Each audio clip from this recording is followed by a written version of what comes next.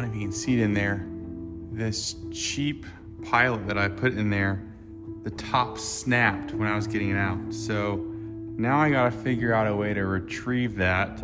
It's not in a great position to drill it out, and I usually would drill it to put a star bit in there, hammer it to get some traction, but just what's around it making it a little bit precarious. So we're gonna have to figure out a solution to get that extracted and then put in our 45 Pilot jet. Not without a setback.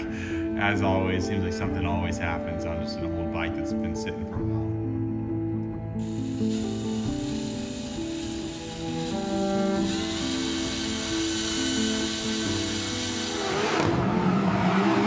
You are watching the Iron Ridge Reserve YouTube channel. Okay, we are starting our epic build series today. Okay, so here you guys go. Here's the announcement. We are starting on 2 wheels. And we're going to the Lamborghini Gallardo, folks. And you're thinking, how the heck is that possible? Well, we are going to build our way, trade our way, flip our way to a Lamborghini Gallardo. Yes, we're doing it. Yes, it's here. Hit the like and subscribe button. We will have a V10 twin turbo Lamborghini Gallardo. I'll go over as we progress forward. We have 2 more videos we're going to be doing. We have a CRF450 and we have a Honda Rancher that I'll get to in just a second. Once we finish those 2, the series starts. So follow along, guys. You're not going to miss this epic journey. It'll be full of giveaways for the bikes and the cars that we're going to be rebuilding for you guys at home. One of the parts of our channel we're very passionate about is going to be giveaways to you guys at home. So do not miss this opportunity. Follow along, and you will also be instrumental to what these builds look like. We'll be doing polls, Q&A, comments, and everyone at home is going to have a chance to weigh in on what builds they are, what the builds look like, and what we do with them. Buy them, sell them, give them away, turbo them. Don't turbo them, don't say that. Hopefully we boost as many things as we can within reason. I'm hoping to do it in around 10 builds. I'm going to show you in a later video the build map as we go from a 50 to a 250 to a 450 to a CR500. These are just examples. And then a super bike. And then we get into 4 wheels after that. I already have a few things lined up. I was just in California and I was looking at a Ducati. So I'll just tell you, these are going to be epic high horsepower builds, and I'm so excited to take you along. We have a local track around here, so we'll be tracking these bikes. We'll be building these bikes. We'll be racing these bikes.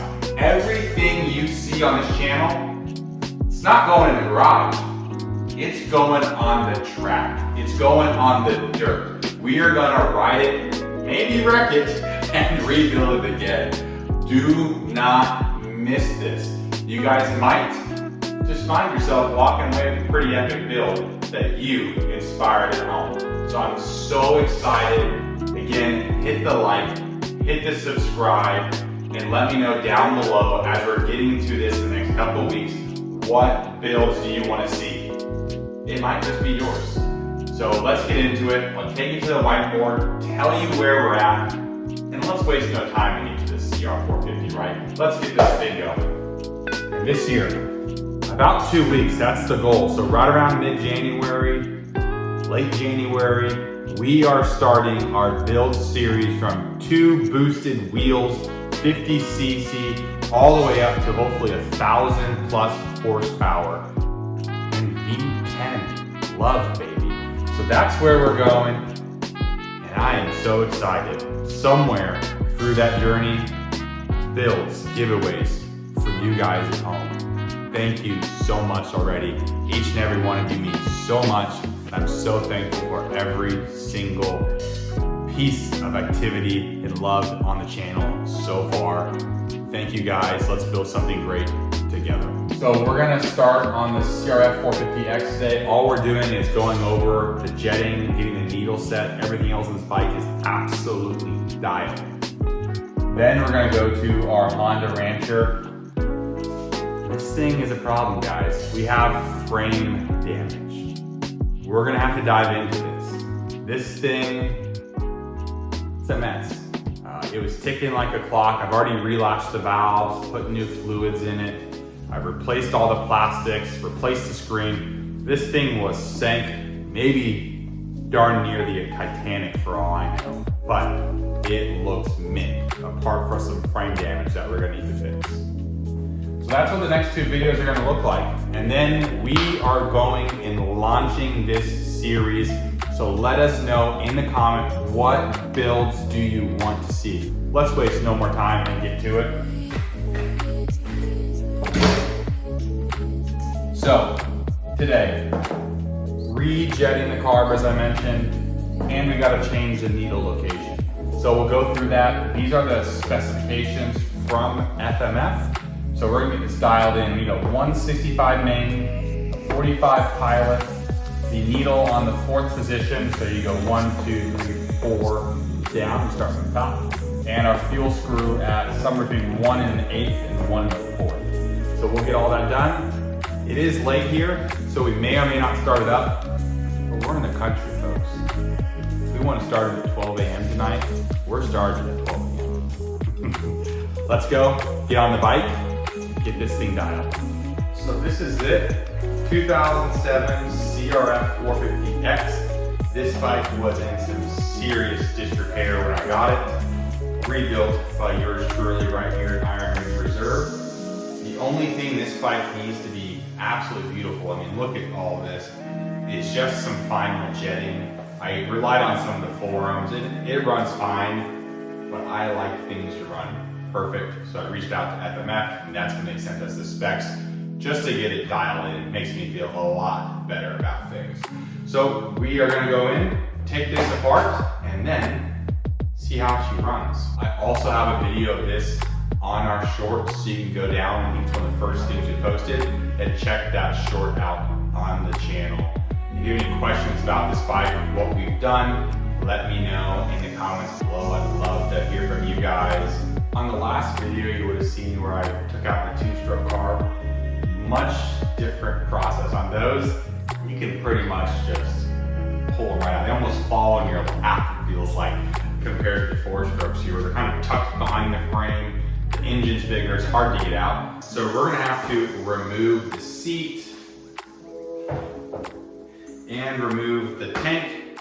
And then on the X, it has the battery here and a lot of extra electrical components right here. Whereas on the R, you can kind of just remove this whole back piece. There's a lot of wiring that goes through and runs through this.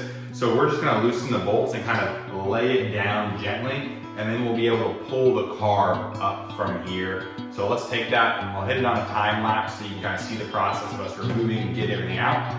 Once we have the carb out, I'll take you there with us. We'll get the jetting the needle set, slap it back in here, and hopefully wake the neighbors. As we got started taking apart the CRF450X, everything was going pretty smoothly, taking out the plastics. But shortly after that, we ran into a massive problem that I had never seen before. But this is where the money happens, all right, guys? So on the R's, CR450Rs, you can pretty much just remove the whole thing from here. But on the X, you have a whole wiring harness to go through. So we'll just take this, pull the boot off. You'll see it disconnect there from the carb. There are some breather lines on here, so be mindful, don't just yank the thing off unless you know what you're doing. And so just be mindful of some of the plugins and things like that. So that's where we're here. Now we can undo some of the connections and pull this carb out. That right there is the single hardest part, just getting it broken down to a spot where you can easily, keyword easily. If you're yanking and twisting on this, you're gonna break something. I've done that before. If it's not pulling, do not yank it and snap a cable, break. Again, this hot choke cable is pretty plastic. It's easy to break. Done it before. Take your time, do it right, be patient. We have it out here. We're gonna just open up the case right here, remove the throttle cables for this, and then we'll be able to remove the hot start, take this to the bench, break it down, and get the jetting and needle set. And then I'll put everything back together, and then we'll start it right back up. Once we got the carb out, this is where things started to go downhill. We had the carb out and we removed the needle, all the regular main jetting, and as soon as we got to the pilot jet, things turned south pretty quickly, as you'll see in just a second. The top of the head snapped off, and I had this removed a couple months ago, so I have no idea how it solidified itself into the jet. But we had an issue and needed to figure it out quick because it was 12 a.m. at this point.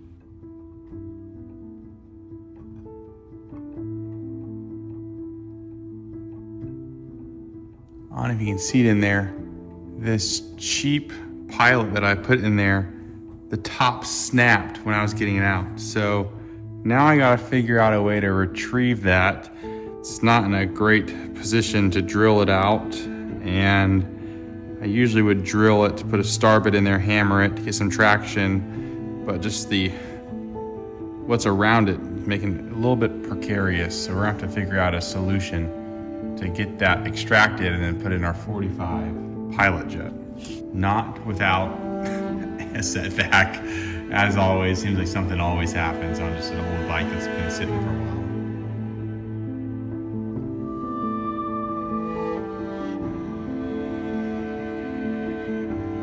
Added some penetrating oil, hopefully just loosen things up. I'm not sure how we're gonna get that out. We are in a bit of a situation here, guys. Has this ever happened to one of y'all, and what did you do to get it out? I'm gonna do a little research in here. It's in a tough spot. It's hard to get exactly the tool I want in there, given it has a clearance issue for what I'm trying to do here.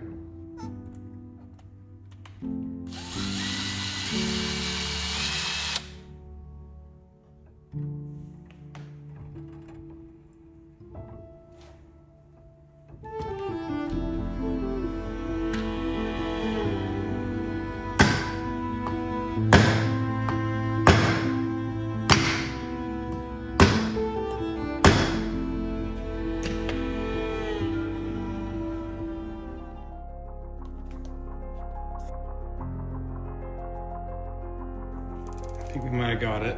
No way. No way. Oh my goodness. Come on. Tell me we didn't. Tell me we didn't. Come on. Come on.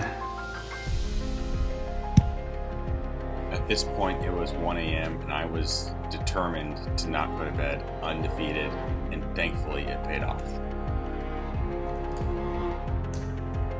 Oh, you gotta be kidding me. Oh, look at that. Let's go. Oh my goodness. My heart was beginning to sink that we were not gonna get this out. So we were able to drill it out. And then what I always use, let me show you right here. I usually get a star bit just like so. And I drill it out to the depth or the width of this right here, so as long as it'll fit. I'll hammer it down in there so I know the tip will fit. And then it stretches and grinds in there, gets good traction, and then I can get it out. So I have to tell you, my grandfather, he told me this a few years back when I snapped some bolts off in the head of my engine. So we did it. We got it out, persistence, keep forging on. That's why I always say, do the right thing, keep moving, keep forging. I was very cautious of drilling this out when I was doing it because I only had maybe a millimeter to 2 on each side, but we got it. Now we're gonna have to clean this whole entire carburetor out. But the key thing is we got this. With that snafu and the jetting and then having to re-clean it super cleanly, inspect the carb just to make sure we're not throwing any metal chunks in there and taking it back out. I took the whole carb apart, sprayed everything down to ensure it was tip-top clean. So I have to move the pieces off here, put the exhaust back on, carb, tank, have fuel, nothing's leaking. If the bike starts up, I may do a quick idle check. It's 1 a.m., kids are sleeping, wife is sleeping. So what I'll do is I'll probably do a quick startup, and then if it does start up, I'll throw all the plastics on, and then tomorrow, when I get home from work, still work unfortunately, I will do a final tune, ride around, and then finish and wrap the video. But again, let me know, have you ever seen the head of a jet like that snap off? I haven't. Let me know down below.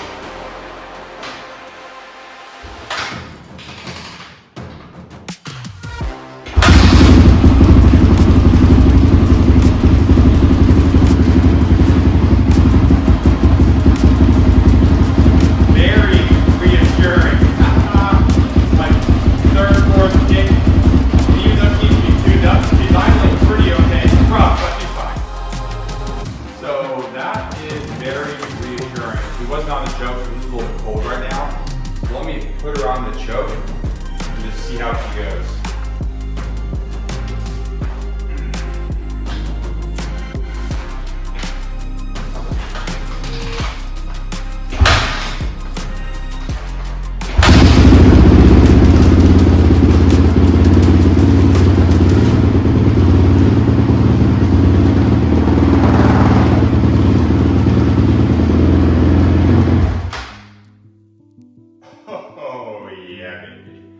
So she sounds strong. I'll need to mess with the idle a little bit. I think I need to give her a little bit more idle because on the choke she sounds like she's a little bit low, and then on the idle, even though it's cold, she seems a little bit low. So we'll probably raise up the idle tomorrow and put all the pieces back together.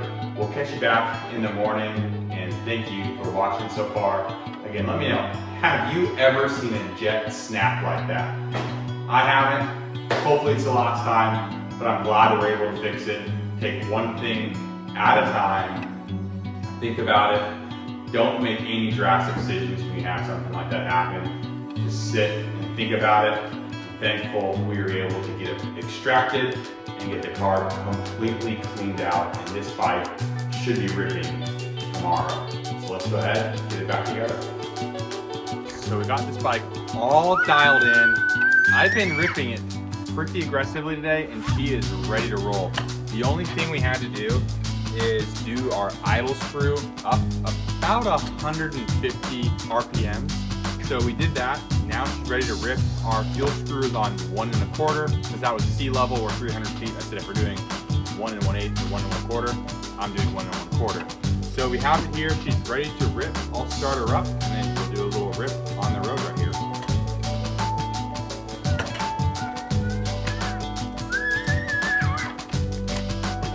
Don't mind the kids in the background, they're having fun.